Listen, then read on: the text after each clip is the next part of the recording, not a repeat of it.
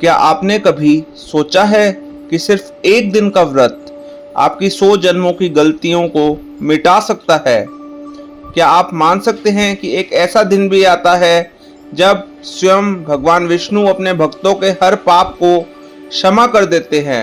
जी हाँ, आपने जितने भी आज तक जिंदगी में पाप करे हैं वह सारे पाप आपके क्षमा हो जाएंगे। हम बात कर रहे हैं साल की सबसे शुभ और चमत्कारी एकादशियों में से एक योगिनी एकादशी की। नमस्कार दोस्तों, स्वागत है आपका अपने चैनल द डिवाइन मैनिफेस्टेशन पर, जहां हम आपको भगवान की लीलाओं, व्रत कथाओं और भक्ति मार्ग से जोड़ते हैं। आज का विषय इतना खास है कि इसे सुनने के बाद आप चाहेंगे कि ये वीडियो खत्म ही ना हो, तो अंत तक जरूर देखिएगा, क्योंकि हम बताने वाले हैं योगिनी एकादशी की तिथि और शुभ मुहूर्त, इसका रहस्य, महत्व और धार्मिक कथा, व्रत के नियम और परहेज, श्री कृष्ण और श्री राम भगवान से जुड़ी प्रेरणाएं और आखिर में एक अद्भुत मंत्र जिससे आपका जीवन बदल सकता है। योगिनी एकादशी हिंदू पंचांग के अनुसार आषाढ़ मास के कृष्ण पक्ष की एकादशी तिथि को आती है। साल 2025 में यह पावन व्रत पड़ेगा 21 जून 2025 शनिवार के दिन। एकादशी तिथि का प्रारंभ होगा 20 जून रात 9:42 से और समाप्त होगा 21 जून रात 11:05 पर। व्रत का पारण है 22 जून को सुबह 5:27 से 8:11 के बीच में। इस दिन व्रत रखने से व्यक्ति को न केवल भौतिक सुख सुविधाएं मिलती हैं, बल्कि जीवन के गूढ़ कर्म बंधन भी टूटते हैं। योगिनी एकादशी को पापों का विनाश करने वाली एकादशी कहा गया है। स्कंद पुराण में इसका विस्तार से उल्लेख है। कहा जाता है कि ये व्रत 88,000 ब्राह्मणों को भोज कराने के पुण्य के बराबर फल देता है। लेकिन क्या आप जानते हैं कि यह एकादशी सिर्फ पाप हरती ही नहीं, यह रोग, दरिद्रता, शत्रु बाधा और यहाँ तक कि पुण्य जन्म तक से भी छुटकारा दिलाती है। विशेषता यह है कि यह व्रत दाताओं, साधकों, ग्रस्तों और यहाँ तक कि राजाओं के लिए भी समान रूप से शुभ होता है। अब आइए सुनते हैं इस पवित्र एकादशी की महिमा से जुड़ी एक अद्भुत पौराणिक कथा। प्राचीन काल में अलकापुरी नामक नगरी में कुबेर नामक यक्षराज राज्य करते थे। उनके निजी माली का नाम था हेममाली। हेममाली भगवान शिव की पूजा के लिए प्रतिदिन मानसरोवर से पुष्प लाता था, लेकिन एक दिन वह अपनी पत्नी के मोह में फंसकर सीधे घर चला गया और पुष्प नहीं लाया। यह देखकर कुबेर क्रोधित हो गए और बोले, हे दुष्ट, तू भगवान की सेवा में लापरवाही कर रहा है, जा, श्रापित हो। अब तू कोढ़ से पीड़ित होकर मृत्युलोक में दुख भोगेगा। हेममाली कोढ़ी होकर जंगलों में भटकने लगा। एक दिन ऋषि मार्कंडे से उनकी भेंट हुई। ऋषि ने उसकी दशा देखकर पूछा और उपाय बताया। हे पुत्र, आषाढ़ कृष्ण पक्ष की योगिनी एकादशी को व्रत रखो, यह पापों से मुक्ति दिलाने वाली है। हेममाली ने श्रद्धापूर्वक व्रत किया और अगले ही दिन उसका कोढ़ समाप्त हो गया। उसका शरीर फिर से सुंदर, तेजस्वी और दिव्य हो गया। बाद में वह स्वर्ग लौट गया।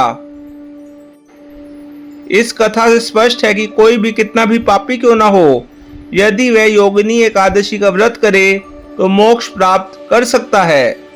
आइए अब योगिनी एकादशी के व्रत के नियम और परहेज जानते हैं। व्रत करने से पहले की तैयारी। व्रत से एक दिन पहले सात्विक भोजन करें। फल, दूध, बिना लहसुन प्याज का खाना। रात्रि में ब्रह्मचर्य का पालन करें और शांति पूर्वक सोएं। व्रत के दिन ये कार्य करें। ब्रह्म मुहूर्त में स्नान करें। भगवान विष्णु का पीले वस्त्रों में पूजन करें। तुलसी के पत्ते चढ़ाएं। एकादशी कथा का पाठ करें। ओम नमो भगवते वासुदेवाय मंत्र का निर्मित जाप करें। दिन भर उपवास करें। फलाहार, जल या निर्जल व्रत, रात्रि जागरण और भजन कीर्तन करें। व्रत में किन बातों से बचें? अन्न, चावल, दाल, गेहूं का सेवन ना करें। क्रोध, कलह और अपवित्र विचारों से दूर रहें। नींद ज्यादा ना लें। व्रत में आलस्य नहीं करें। तामसिक भोजन, शराब, मांस और अन्य नशों से बचें। योगिनी एकादशी व्रत में ये चीजें वर्जित मानी जाती हैं। ये खाने योग्य वस्तुएं ना खाएं। चावल व उससे बने पदार्थ, मसूर, उड़द, चना आदि तामसिक दालें। मांस, मछली, अंडा, लहसुन, प्याज। अन्न, गेहूं, मैदा, रोटी, पूड़ी आदि।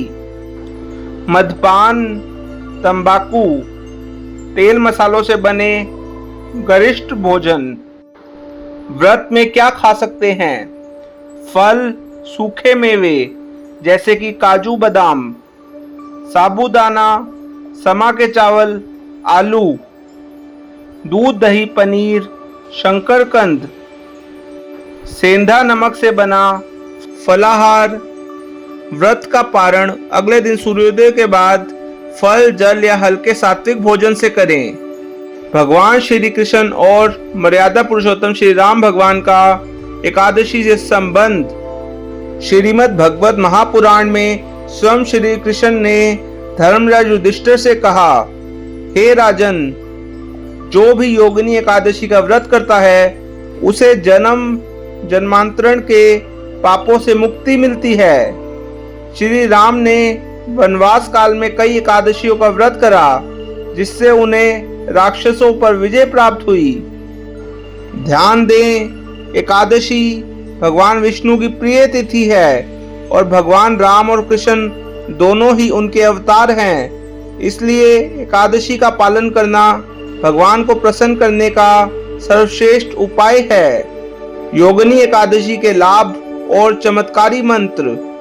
अगर आप संतान सुख चाहते हैं, विवाह में बाधा है, शारीरिक रोग से परेशान हैं, नौकरी धंधे में रुकावट है या मानसिक शांति की तलाश में हैं, तो इस एकादशी का व्रत आपके लिए वरदान सिद्ध हो सकता है। ओम श्री वासुदेवाय नमः मंत्र का 108 बार तुलसी माला से जाप करें। साथ ही दीप जलाकर विष्णु सहस्त्र नाम का पाठ करें। इससे ब्रह्मलोक तक की यात्रा संभव है।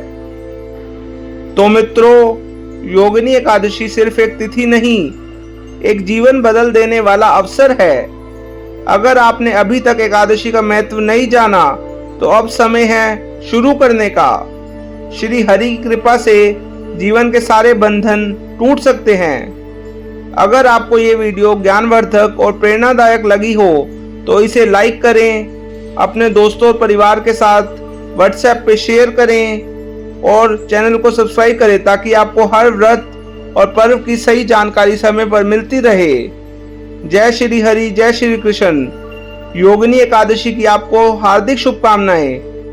व्रत करें, कथा सुने और प्रभु से साक्षात्कार करें।